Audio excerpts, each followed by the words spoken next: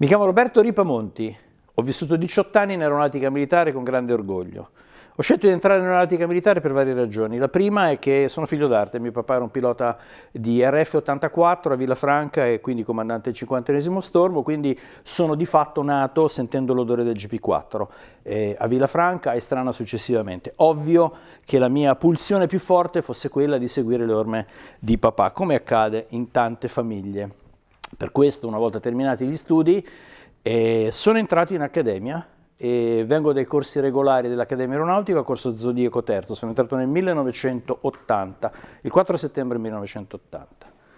Studi accademici a Pozzuoli, nel frattempo esperienze di volo con il 260. Avevo già avuto un'esperienza di volo precedente, avendo vinto il corso di cultura aeronautica, avevo avuto la fortuna di poter trascorrere un mese della mia vita a Rieti, al centro volavela dell'aeronautica militare, volando sul leggendario aliante Canguro, che era un aliante di legno e di tela, con degli istruttori meravigliosi che ancora adesso ricordo, come Costantini, Valerio Pocek, che poi ho trovato all'Italia successivamente. Quindi loro mi hanno dato l'imprinting come modello di pilota, in particolare Valerio Pocek, che me lo ricordo benissimo, questo pilota con le maniche tirate su, questo pacchetto di Marlboro e i Ray-Ban, che poi è diventato per molti anni il mio simbolo, il mio modo di mostrarmi in pubblico tra i colleghi. Scuola di volo, quindi Latina, 260, primo istruttore meraviglioso, lo ricordo con grandissimo affetto anche lui, Cristiano Rett, che mi ha portato alla prima solista. E poi tanti altri istruttori bravissimi in quella scuola molto impegnativa che ha visto molti di noi e me non superare una selezione che effettivamente è durata per tutti e 4 gli anni. Terminati appunto gli studi accademici si va a Lecce, si va a Galatina e con il famoso 339 siamo uno dei primi corsi, il primo in realtà è stato il corso Vulcano terzo, a sperimentare l'addestramento su questo meraviglioso aeroplano. Prima si svolgeva sull'MB326, altrettanto leggendario. Ho la fortuna di volare un sacco di missioni con un altro grande maestro del volo chiamato Pennello, Sandro Deiana. E mi ricordo ancora le urla di Deiana, mi ricordo ancora le cose che mi raccontava. Fu bellissimo una volta che mi chiese la pianificazione di acrobazia collegata, io gli feci tutto un briefing su quello che avremmo dovuto fare, poi lo misi in atto, feci la mia acrobazia collegata, alla fine dell'acrobazia collegata, contentissimo perché mi sembrava di aver fatto un capolavoro di arte acrobatica, mi disse, mi scuso per i termini che uso, ma a bordo di un aeroplano si parla così, Aripamo, abbiamo tirato un sacco di G, ma non abbiamo capito un cazzo. E quello proprio fu una cosa che mi marchiò assolutamente per tanti anni a seguire, come dire, pensi di aver capito qualche cosa a bordo di un aeroplano, in realtà l'aeroplano ha molte cose da insegnarti. L'esperienza di volo di Lecce fu bellissima, è stata bellissima, devo dire l'ho superata in modo, credo brillante, credo in modo molto gioioso, è stato un bellissimo periodo anche perché tutti i miei compagni di corso hanno superato come me l'addestramento, quindi ci siamo presentati nella Tana del Lupo in quel di Amendola sul leggendario G91T di cui avevamo sentito parlare peste e corna perché era un plano difficilissimo. Chiedevamo ai colleghi dei corsi precedenti, del Vulcano, dell'Urano, del Turbine, che cosa significava volare sul G91T e ne uscivamo veramente molto preoccupati, sia perché l'aeroplano era molto difficile, sia perché gli istruttori avevano la fama di essere dei mangiatori di allievi. Effettivamente i primi decolli sul G91T che feci con il tenente colonnello Giulio Francillotti non furono dei più facili, l'aeroplano non stava fermo in nessun modo, quindi io decollavo con una cosa che delfinava e rollava le ali. Mi sembrava impossibile riuscire a domare questa specie di cavallo strano, grosso, molto veloce, perché mi ricordo che le velocità erano 50 nodi superiori a quelle del 339, che già mi sembrava molto veloce. Però alla fine ci riuscii, grazie a Dio, e quindi feci la mia parte di addestramento basico sul G91T fino ad avere l'esame fatidico di volo strumentale con il tenente colonnello Gigino Di Giovene. Era l'ammazza bubù degli istruttori, il grande controllore, il grande esaminatore di volo, in realtà era un uomo buonissimo, un pilota di un'esperienza straordinaria, fece un bellissimo esame, lo dico subito e senza presunzione. Gigino Di Giovine mi fece i complimenti e divenni pilota militare, o meglio, pilota militare tra virgolette, perché in realtà la strada davanti era assolutamente, completamente in salita ancora.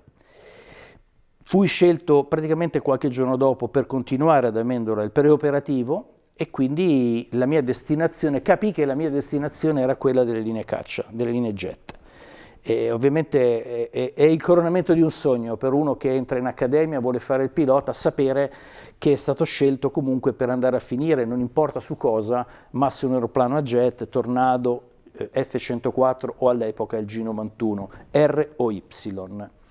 Feci il mio addestramento preoperativo, quindi le basse quote, gli ingaggi di combattimento, con degli istruttori anche lì meravigliosi che poi ho ritrovato successivamente nella mia vita aeronautica, Gigi Patrese, Antonio Tamburrini, Andrea Sarto, terribile, e tanti altri, Irnerio Consonni, che ci portarono tutti quanti poi al poligono di tiro.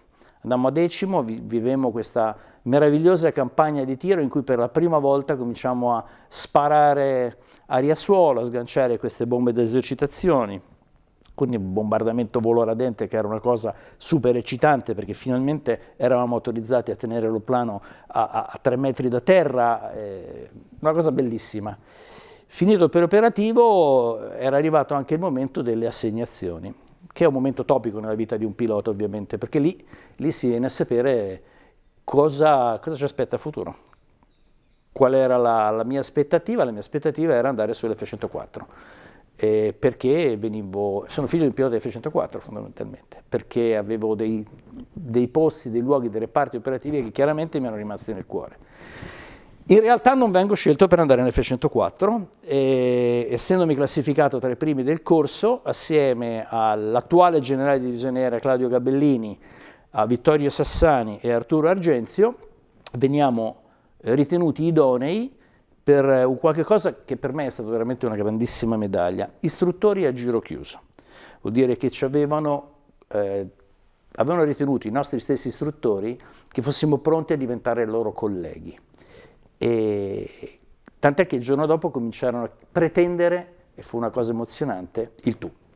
Chiaramente io davo un lei rigorosissimo a tutti, anche perché c'erano degli autentici mostri sacri, il colonnello Renzullo, Gigino Di Giovine che ho già citato, il colonnello Micale, tutti istruttori che gente da 3, 4, 5, 6.000 ore di G91T avevano fatto la storia dell'aeronautica in quel particolare aeroplano. Pretesero tutti quanti del tu, fu molto difficile dare il tu, anzi devo dire la verità, non ci riuscii con certi, con alcuni di loro ho continuato a dargli del lei anche successivamente, ma proprio per una questione di rispetto enorme che nutrivano nei loro confronti. Cominciamo un addestramento, poiché non avevamo una combat readiness, un addestramento serratissimo in quel di Amendola. Ci fu fatto un programma molto molto duro, di 180 missioni che comprendevano tutto quello che è la combat readiness per i piloti bombardieri ricognitori, la CBR.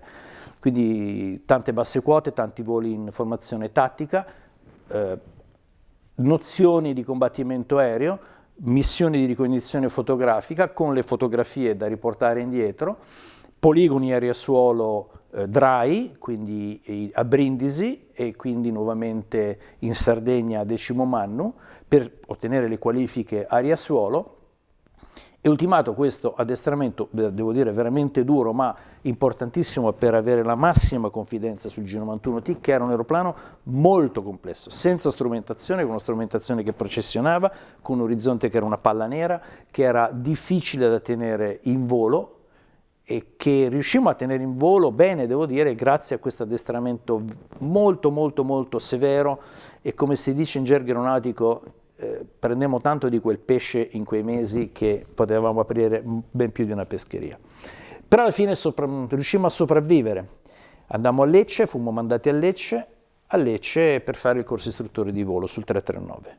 Altri 50 missioni di addestramento istruzionale sul 339, per poi essere assegnati, Arturo Argenzio e io, ad Amendola, e Claudio Gabellini e Vittorio Sassani a Lecce.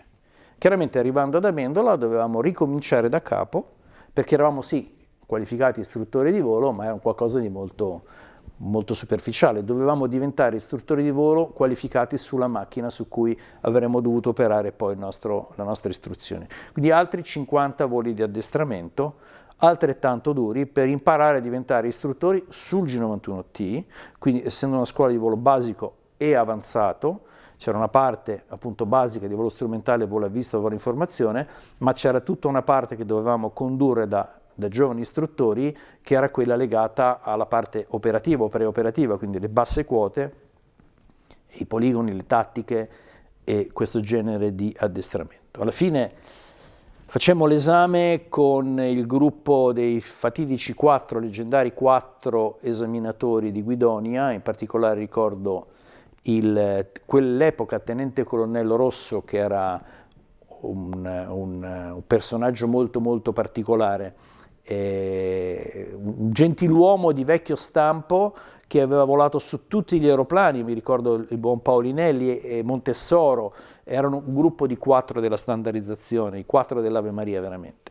Insomma, fui fatto idoneo e a quel punto ero diventato, nel mio distintivo di Amendola, la Fenice venne applicata la I di istruttore, una piccola I di istruttore, che era molto piccola rispetto a quella degli altri istruttori della base, che erano tutti provenienti dai reparti operativi, mentre Argenzio e io, no, eravamo veramente degli istruttori molto molto giovani, ma molto motivati. Però da lì a poco avremmo dovuto cominciare ad operare con gli allievi. E passammo qualche settimana e poi mi furono assegnati finalmente i miei primi 2 allievi, e me li ricordo benissimo perché loro probabilmente erano nervosi, io ero sicuramente molto più emozionato dei miei 2 giovani sergenti, in quanto io sottotenente istruttore, ed erano Angelo Abico e Marco Sevieri, che sono 2 comandanti bravissimi di linea. E cominciai la mia esperienza di istruttore, che è durata 4 anni abbondanti, straordinaria, strepitosa. Dopo 2 anni ebbi il privilegio di vincere il premio di migliore istruttore del Comando Generale delle Scuole, e quello stesso anno fui mandato a 10° Mannu, e fu un'altra grandissima soddisfazione per diventare istruttore di tiro e tattiche, corso istruttore di tiro e tattiche, e mi ritrovai a vivere questo corso istruttore di tiro e tattiche al reparto standardizzazione di tiro aereo di 10° Mannu, insieme ad altri 11 piloti che venivano dai reparti. Tra questi in particolare l'attuale capo di Stato Maggiore, il generale Alberto Rosso, che all'epoca era capitano maggiore, Fabio Landi, il generale Azzolin, all'epoca chiaramente non avevano questi gradi, e uno straniero, Ali Ibrahim Ahmed, che veniva dalla Somalia. Grandissima emozione volare con questi piloti carichi di esperienza, mentre io ero semplicemente un istruttore a giro chiuso di Amendola. All'inizio, devo dire, mi guardavano un pochino come il pingue della situazione. Ci avevano ragione, però la soddisfazione me la tolsi, e lì fu un colpo di fortuna strepitoso, quando andammo a fare l'aria-aria. Ora, l'aria-aria è un poligono molto particolare, perché c'è una MV-326 che tira una manica con un falso scopo, circa 1300 metri, quindi 1000 piedi dietro di lui. E ricordo ancora che per poter sparare live con il G91T c'erano dei parametri in un circuito che si sviluppava su 4000 piedi dal traverso. C'era una prima reverse dopo 2500 piedi, un secondo reverse dopo 1500 piedi, si arrivava sul cosiddetto palmizio 4000 piedi più alti, questa sarabanda di 4 aeroplani che andavano a fuoco contro la manica. Era praticamente impossibile mettere i colpi dentro, perché bisognava tirare 2 G75 a 365 nodi di velocità con 67 gradi di angolo di bank. Questa era la matematica. La realtà è che sull'orizzonte artificiale G91T nessuno di questi dati era possibile vederlo. Bene, chiaramente facemmo tutte le nostre missioni, e vi ricordo un bel giorno un debriefing con questi colleghi veramente che venivano dai reparti. Arrivò il maresciallo, mi sembra Chiarenza, tutto trionfante, dicendo: sono stati messi i colpi dentro la manica. Mai pensavo, sicuramente saranno questi mega piloti del reparto, il maresciallo Chiarenza sapeva esattamente chi era stato perché mi guardava e sorrideva, però non avevo veramente molto capito, no? E alla fine disse sì, no, guardate, mi dispiace, i colpi, non mi ricordo di che colori, i rossi, li ha messi dentro Ripamonti, il tenente Ripamonti ne ha messi dentro 19. Fu l'unica raffica che entrò in tutto il corso istruttore di tiro e tattiche. Da quel momento i colleghi mi cominciarono a guardare, forse infastiditi, un po' invidiosi. Sicuramente avevo fatto un qualche cosa che era un po' di lesa maestà, sapeva di lesa maestà, però avevo a che fare con colleghi straordinari, quindi la cosa passò poi in cavalleria. Dimostreranno la loro bravura poi nell'aria suolo tutti quanti e non soltanto in quelle occasioni. Terminata l'esperienza bellissima di Amendola, mi fu chiesto di scegliere un reparto, ed era uno dei privilegi che avevamo noi dopo aver svolto appunto questa esperienza da istruttori, di scegliere un reparto in cui andare a continuare la mia esperienza di pilota da caccia. Avevo una prima opzione che era il 22esimo gruppo di Strana e una seconda opzione che era il 9° gruppo di Grosseto. Eravamo Arturo Argenzio e io non avevo problemi, chiaramente la mia leggera preferenza andava verso il 22, proprio perché avevo vissuto a Istrana, e poi alla fine finì al 9, perché Arturo Argenzio mi chiese di andare lui al 22esimo gruppo per ragioni familiari, la moglie aveva più facilità d'accesso al ruolo di insegnante e quindi dissi certamente sì, non c'è problema. E andai al 9° gruppo, dopo aver fatto il 20esimo, e tra l'altro feci il 20esimo all'interno di un corso del 20esimo gruppo di allievi che erano stati miei allievi fino a 10 giorni prima. Con la differenza che loro erano sergenti maggiori appena promossi sottotenenti, io ero già un capitano anziano ed ero stato il loro giustiziere, tra virgolette, in realtà piloti straordinari che hanno fatto tutti quanti una bellissima carriera. E 20esimo molto impegnativo, passaggio di macchina, ulteriori 50 nodi in più da aggiungere sul groppone a quelli che portava il G91T, velocità diverse, aeroplano bello, bellissimo, il TF aeroplano bellissimo, istruttori veramente al massimo livello professionale immaginabile e in un ambiente di lavoro duro, serio, perché la macchina, come d'altra parte il G91T, non ammetteva attimi di pausa. Non fu facile l'abilitazione sul TF, ma come tutte le abilitazioni, quando si arriva alla fine, si fa finalmente il decollo solista sul TF, uno può avere, come era nel mio caso, 1600, no, forse avevo più di 2000 ore di volo quasi. È una grande soddisfazione. In sintesi estrema, bellissima soddisfazione e successivamente l'assegnazione al 9° gruppo caccia intercettori. Ero capitano anziano, prossimo ad andare alla scuola di guerra aerea, per cui feci l'abilitazione in linea sul monoposto, sull'S, che è una macchina molto diversa dal TF. Se il TF è una versione un pochino più veloce e supersonica di un G91T, l'S-ASA è un altro mondo, è una bestia di Formula 1, per cui ricordo che ero a Sigonella a fare i miei primi voli di abilitazione sul monoposto, il mio Chase è l'attuale capo di Stato Maggiore della Difesa Enzo Vecciarelli e ci divertimmo, fu molto bello vedere questo aeroplano che aveva delle performance che andavano molto oltre quello che potevo immaginarmi, pur avendo volato già sul TF. L'S era veramente una cosa diversa. E feci soltanto l'abilitazione e poi fui mandato alla scuola di guerra aerea a Firenze.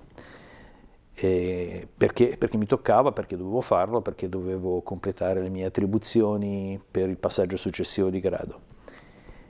Andai alla scuola di guerra aerea e al ritorno della SGA rientrai al reparto per affrontare l'addestramento combat readiness, che nel mio caso, venendo da un'esperienza pregressa piuttosto consistente e da una precedente combat readiness o quasi, veniva concentrato in poche missioni, quindi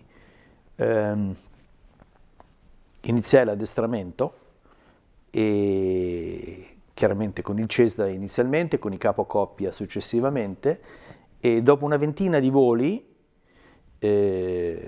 arrivò il momento clou della mia esperienza di pilota, almeno ritengo che quello sia il momento più più faticoso, uno dei momenti più faticosi da vivere, perché era una missione molto particolare, dovevamo fare molto semplicemente delle intercettazioni beam esterne, il target era quello che poi è diventato il generale Mino Caputo, che era un istruttore del 20°, quindi c'era un TF, il mio leader era Pierpaolo Mugnai, io dovevo fare il gregario in trail, quindi dopo il decollo agganciarmi lock-on col radar, e non far altro che seguirlo come si fa durante uno scramble, durante una missione di intercettazione reale. Condizioni meteorologiche erano molto brutte, nuvolosità molto bassa, piovaschi dappertutto, tra l'altro la missione era stata cancellata 2 volte quella giornata, quella mattinata, perché per vari motivi tecnici, ritardi, cose, insomma, sembrava che non si dovesse svolgere, poi alla fine saltarono fuori 3 aeroplani, andammo a fare questa missione che si svolse completamente in India Mike, in IMC, per tutta la sua durata. Senza particolari difficoltà riuscì ad avere il lock-on, il radar mi tenne il lock-on tutto il volo, facemmo le nostre intercettazioni, arrivati al Joker Fuel, quindi al carburante per rientrare a Grosseto, dichiarammo il knock it off, quindi stoppammo le nostre intercettazioni, il buon Caputo con il TF o con il G, non ricordo, tornò a Grosseto e io in trail cominciai a seguire a 2,5 miglia il mio leader Paolo Mugnai, che nell'occasione tra l'altro aveva un aeroplano, ed era probabilmente la ragione dei ritardi, che non aveva il radar a bordo. Quindi il mio radar era bloccato sull'aeroplano del mio leader, e Mugnai non aveva il radar davanti che potesse spazzare. E la procedura prevedeva un GC-GCA, quindi eravamo agganciati a quercia radar a Poggio Ballone, e che ci cominciò a dare dei vettori per scendere lungo una direttrice che ci avrebbe portato poi sul mare, effettuare una grossa virata con il passaggio di mano al GCA di Grosseto e terminare la nostra missione con un GCA alle minime, perché le condizioni meteorologiche appunto erano piuttosto mediocri.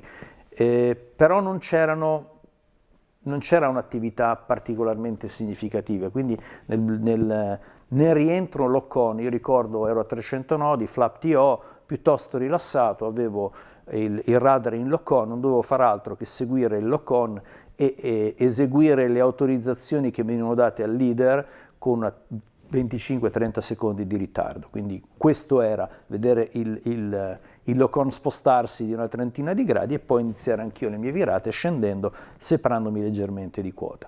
Quindi tutto assolutamente normale.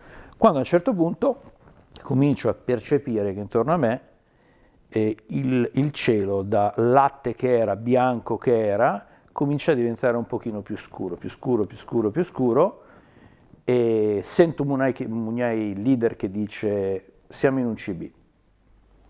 Siamo in un CB,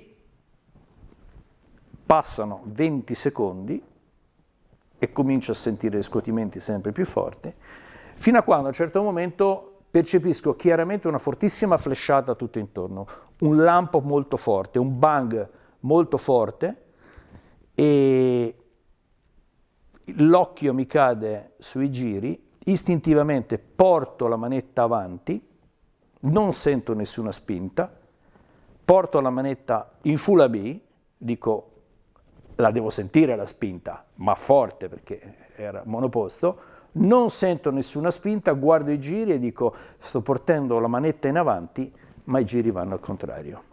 Mi si è spento il motore. Dico al mio leader Paolo, guarda che mi si è spento motore, e lui, attimo di silenzio, mi fa lanciati. Dico no, un momento, lanciati.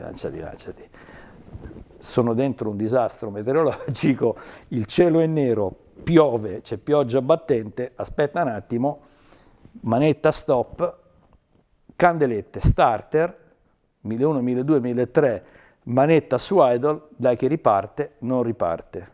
30 secondi, 20 secondi, questo è avvenuto all'incirca 8000 piedi. Stavo planando, la velocità onestamente non la stavo più guardando, manetta stop di nuovo, candelette per la seconda volta, non parte, riprovo un'altra volta, dico sto prendendo un granchio sicuramente, porto la manetta tutta avanti, provo a spingere il post bruciatore, dovesse succedere qualche cosa, niente. Nel frattempo stavo attraversando mi sembra i 4.000 piedi, la mea lì era intorno ai 2.000, 1.800, 1.700, una cosa del genere, e pioveva. Si sta molto bene dentro l'abitacolo di un aeroplano, soprattutto quando uno guarda fuori e vede che fuori c'è vento e piove. Per cui presi la decisione, a quel punto dissi ok, è andata, strinsi le cinghie, e tirai la maniglia che ho a casa con me, come ricordo, mi è stata regalata dai miei specialisti. Tirai la maniglia, a quel punto dissi ok, vediamo che cosa succede. E lì vissi, come è successo a tanti in quelle situazioni di stress estremo, un'espansione veramente del tempo, perché io ricordo perfettamente che tirai la maniglia bassa, venivo dal 339, non eravamo addestrati a tirare le maniglie alte, eravamo concettualmente, ho detto, se dovessi avere un incidente del genere tiro quella bassa che la prendo per prima.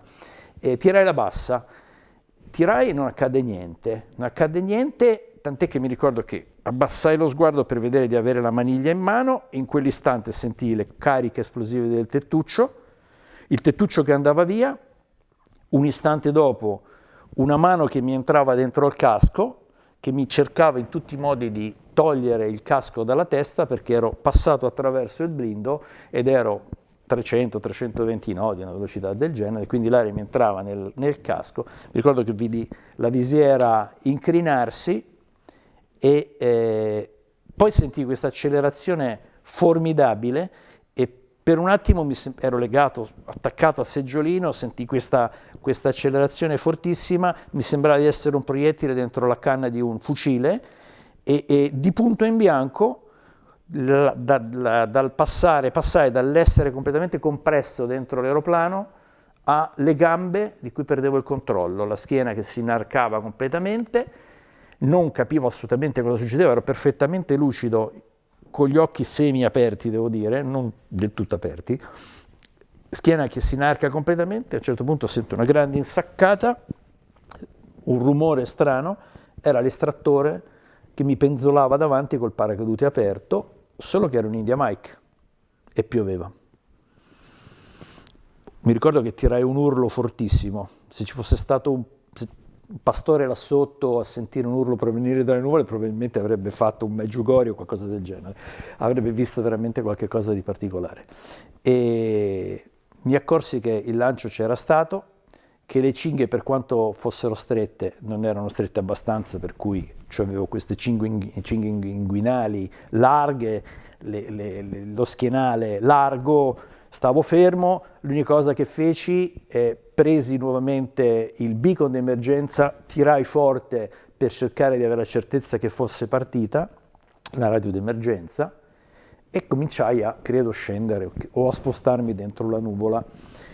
Pioveva, ricordo, pioveva forte, avevo degli scuotimenti del paracadute, però notavo che quello che vedevo sotto di me gradualmente diventava sempre più scuro, sempre più scuro, sempre più scuro, perché mi stavo avvicinando. Era una zona di massa marittima, nelle montagne metallifere a est di Massa Marittima, perché le nostre traiettorie di volo comunque erano sempre pianificate in zone senza centri abitati. Mi venne in mente chiaramente pensai anche dove poteva essere finito il mio aeroplano, non ne avevo la più pallida idea perché non vedevo nulla. A un certo punto sbuco fuori dalle nuvole e riesco effettivamente a vedere alla mia sinistra molto distante un fumo nero che viene da terra. Per fortuna intuisco che era dentro un bosco. A quel punto vedo uno schieramento, una distesa di alberi, di pini, e poi vedo i cavi dell'alta tensione e il vento che mi spostava lateralmente molto forte.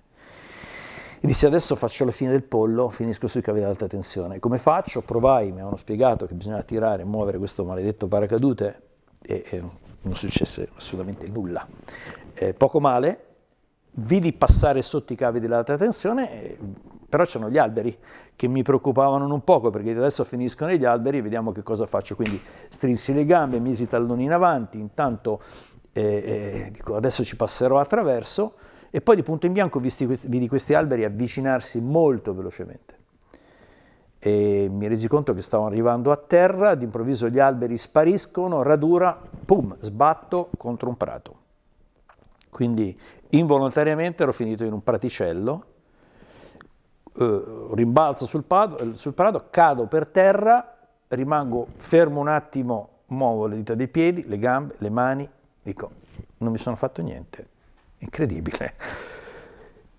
C'avevo ancora il battellino attaccato, mi ero completamente dimenticato di sganciarlo, ma poco male perché per fortuna venivo da un periodo in cui ho fatto sport, ero allenato, stavo bene fisicamente, insomma forse era il momento giusto dovendo avere un incidente, per avere un incidente del genere.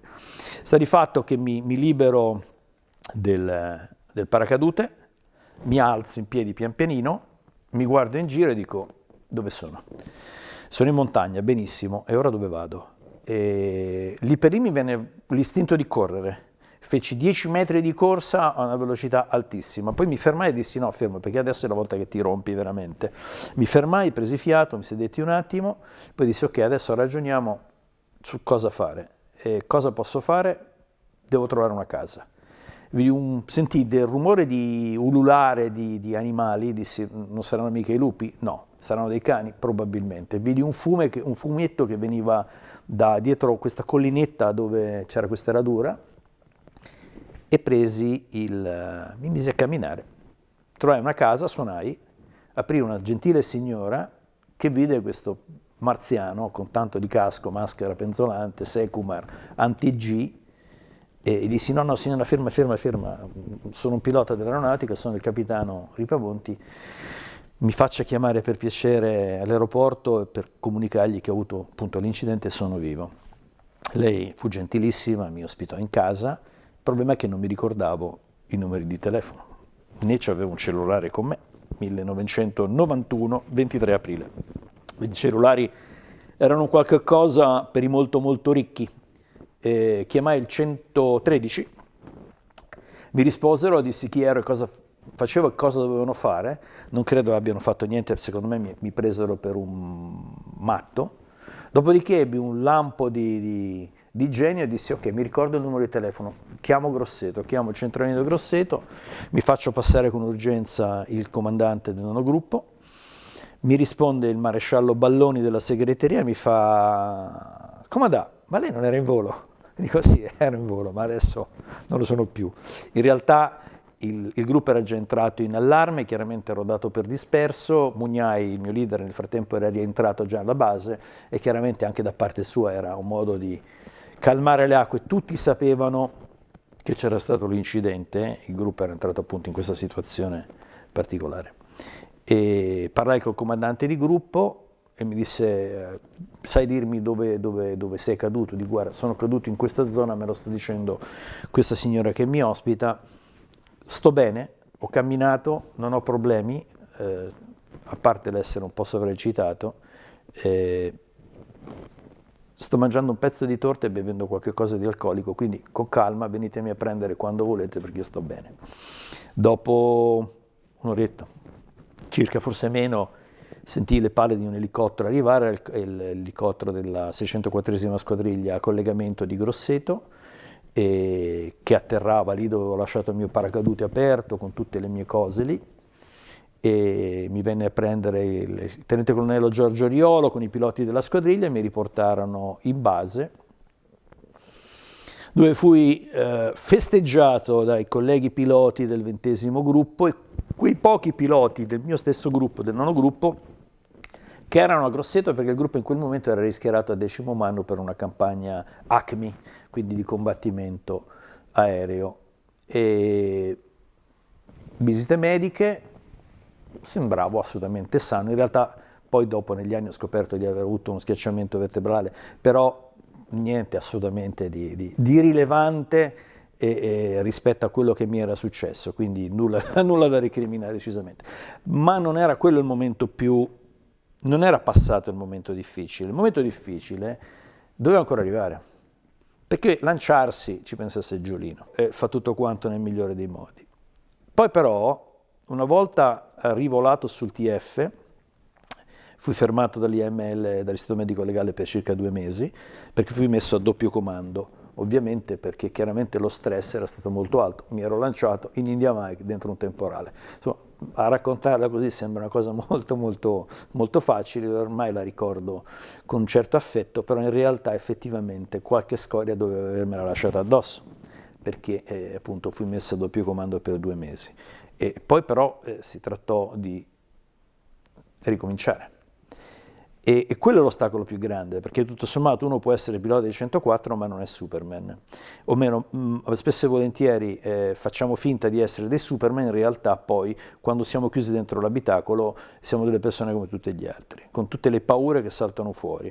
E quindi la cosa più difficile, l'ostacolo più grosso che ho superato in assoluto in quella parte della mia vita è stata cercare di convincermi che ero ancora in grado di pilotare un F-104. Io ricordo molto molto bene il terrore vero e proprio che provai nel primo notturno bassa quota sul mare, quindi in condizioni che mi potevano riportare a quelle dell'incidente. 450 nodi, angoli di bank che minimo dovevano essere di 60 gradi, quindi virate forti, gestione dell'aeroplano molto brusca, che è quella che si deve fare con quegli aeroplani per farli volare nel modo vero, nel nero del mare sotto, nel nero del cielo sopra, non era assolutamente facile. E devo dire la verità, stavo dentro dell'aeroplano, dentro il cockpit, stavo molto molto molto scomodo. Non vedevo l'ora di tornare in base, per un attimo mi è anche balenata l'idea di dire io non ce la faccio, non ce la posso fare, è troppo difficile, dopo l'atterraggio gli dico che smetto. Era già successo ad altri piloti di F-104. E la cosa più difficile era anche non mostrare in realtà ai piloti più giovani che stavo vivendo un momento di difficoltà personale, psicologica gravissima. All'epoca non c'erano sistemi di recupero psicologico dei piloti incidentati come probabilmente ci sono adesso e come ci sono per gli atleti. Mi vengono in mente i piloti di Formula 1 o quelli che fanno discesa libera o Super G che hanno bisogno appunto di un recupero psicologico. Quindi me la dovetti vedere da solo e fu molto faticoso. Diciamo che ricominciai a ragionare da pilota di F-104 dopo diversi mesi, in cui sceso dall'aeroplano facevo finta di essere un superuomo che nulla lo poteva scalfire, in realtà quando salivo a bordo e mi facevo il mio volo in quelle condizioni meteorologiche di MC o di notte che erano tipiche del mestiere di intercettore, non stavo affatto bene. Però passo dopo passo, gradino dopo gradino, dovrai essere un decente pilota di F-104, tant'è che continuai la mia carriera per raggiungere tutte le qualifiche professionali sull'F-104, quindi da lì a poco diventai capocoppia, fu Enzo Vecciarelli appunto a darmi la qualifica di capocoppia, subito dopo capoformazione, poi pilota chase, che è il mestiere più difficile che ho fatto in vita mia. Pilota chase è il pilota che si affianca ai piloti che per le prime volte volano su un monoposto. Volando su un monoposto ci deve essere un caccia che gli sta attaccato di fianco, che controlla che il pilota faccia quello che deve essere previsto fare nei parametri fatti. E devo dire, i notturni chase sono la cosa in assoluto più difficile che ho fatto nella mia carriera di pilota. Qualche cosa veramente che a volte mi domandavo, mi chiedevo e credevo di essere arrivato al limite assoluto delle mie capacità professionali. Oltre quello non potevo andare. Pilota chase di notte col 104 era veramente un qualche cosa che mi lasciava molta adrenalina addosso e molta fatica professionale, anche in condizioni normali, molto impegnativo.